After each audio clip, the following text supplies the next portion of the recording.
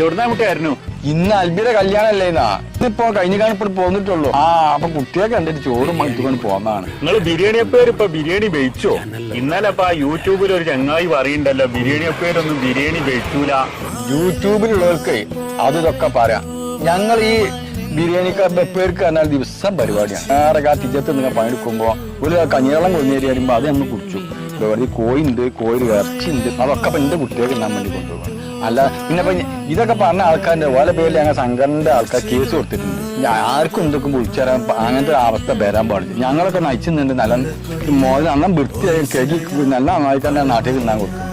പാർശ്വതൊക്കെ പലതും യൂട്യൂബിൽ ഇരുന്ന് കണ്ട് ഓരോരുത്തർ ഇതൊക്കെ തൊള്ളിയിൽ തോണിയൊക്കെ വിളിച്ചാൽ എന്തിനാ പോയി ഈ വിളിച്ചു പറയേണ്ടത്? ബിരിയാണിക്കളവരൊന്നും അങ്ങനെ ബിരിയാണി നമുക്ക് മിച്ച തോന്നില്ല. എടുപ്പും കുത്തിയിൽ അന്നത്തെ ബിരിയാണി പേരൊക്കെ വെക്കണുള്ളൂ. വെറുതെ ഓരോന്ന് വിളിച്ചറിഞ്ഞാണ്ട് ഓല കഞ്ഞിൽ പോവുകയാണ്.